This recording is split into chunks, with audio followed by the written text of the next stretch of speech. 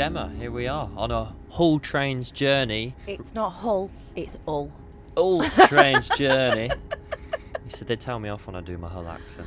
Get it right. How exciting is this though? This is your brand new podcast. Tell me a bit about what we're doing today. It's so exciting. I am beyond buzzing to be here and doing our Moving Minds Hull Trains podcast. It's all about the idea of conversations on trains, whether that be as a passenger, sort of observing other people like I've done over the years. I just love it when, you get strangers who are sat next to each other or opposite each other like this, and then by the end of the journey they know each other's life stories, or for instance seeing families go for a day out, or obviously like one of the things that I like to do, a little stag do or a hen do, girly brunch with your Prosecco and just sat at the table and enjoying life. And I just think it was that idea of, with Hull Trains, about opening up about the deeper stuff as well that you can do when you're on a train or in any walk of life. Like having that conversation around mental health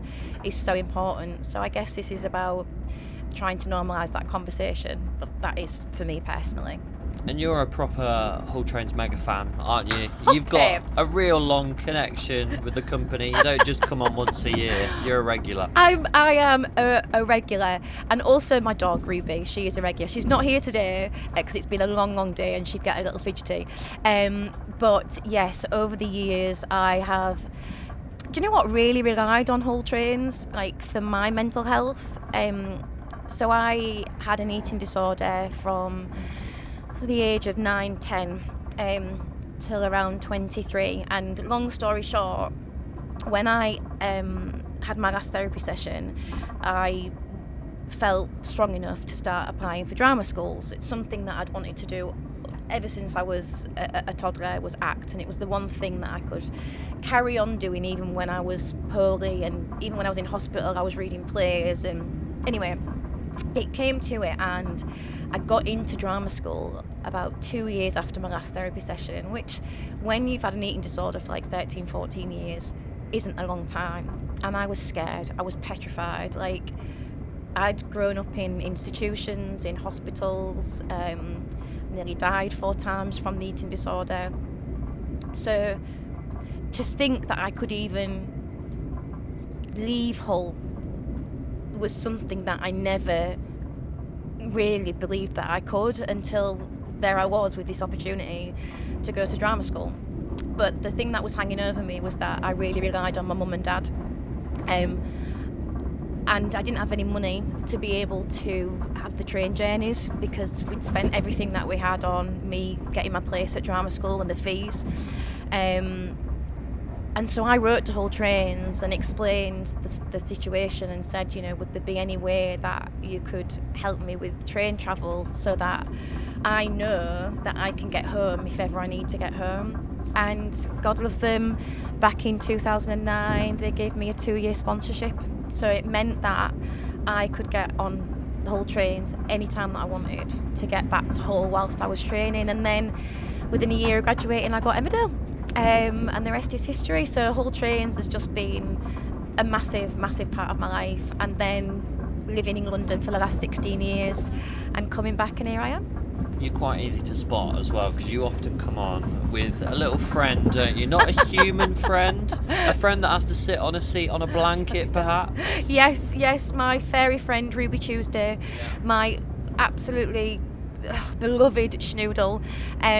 She has been with me, she's nearly 9, so she's been with me on the Hull Trains journey for the last 8 years, and often gets offered a sausage butty or a bacon butty. She likes the sausages best, as you can imagine. Is she a first class girly, or? She is a first class girly, I'm not gonna lie. She likes the first class experience, but that might sound really bad, like, oh, she's such a princess. She is, but the reason we like the first class experience is we always get to sit at the back. Yeah. just hide out the way, so I can get her to like settle on a blanket and just fall asleep, and then she can get a sausage sandwich as well. So there you go. Will she be joining on any episodes, hopefully, in the future? I would like to think so. If Nick will allow it. Nick, will you allow Ruby on one of our episodes on the train?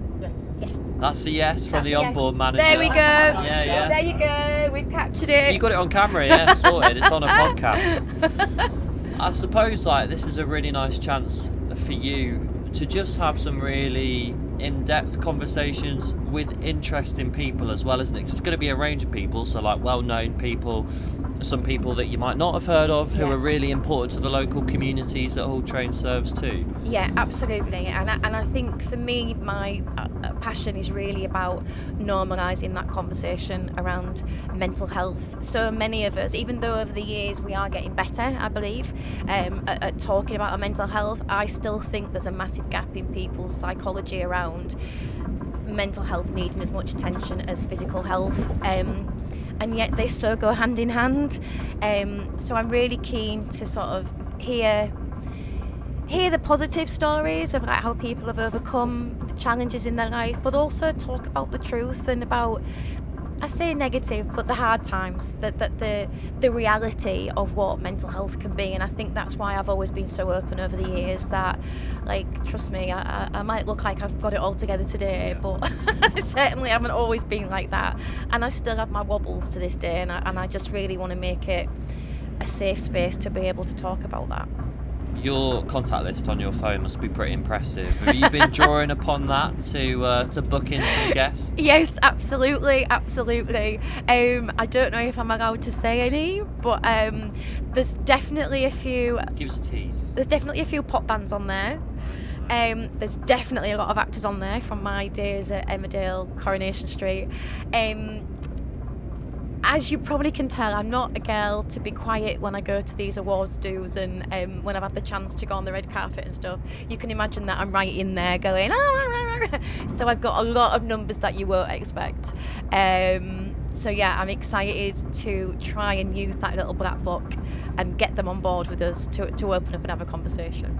And it's going to be dead easy to kind of listen or watch the podcast, so I suppose if people are on the train journeys, it's quite a nice way to kill the time, isn't it? Exactly. 2 birds, 1 stone and all that. There's the YouTube channels and our Spotify and all of the usual places to get the podcast. So yeah, you can absolutely listen while you're travelling as well. Nice one. And I suppose one last thing, if someone's getting a train this week and they're tempted just to stick their headphones on, not talk to anybody, why should they maybe try something different this time and have a conversation, whether it's a staff member on board or a fellow customer? I just think it can turn a day around. Like, I have had times where I've got on the train and I've been so harassed and stressed, and yet somebody just smiles at me.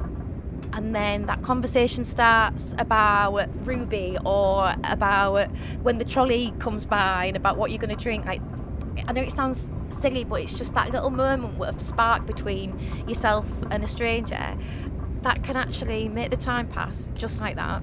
All of a sudden you're in Hull and the next minute you're in London, or vice versa. But also can just change your day around. Like, I just think the kindness of strangers should never be underestimated. So yes, I would encourage people to converse and to enjoy the journey and use the power of conversation, really. Hull Trains, Moving Minds, brand new podcast hosted by Gemma Oaten. And there's even a mug. Look at that. No expense spared. No expense spared. Where do we get this from? It's big Hull Trains budgets. Well, I've got my jelly beans as well. These are earplugs or shower caps, my love. These are full of jelly beans. It does look like an earplug little capsule, doesn't it? It does, but don't worry. It's edible. Yeah. Oh my God. Gemma's just eating an earplug there. Launching on Time to Talk Day, so make sure you're listening.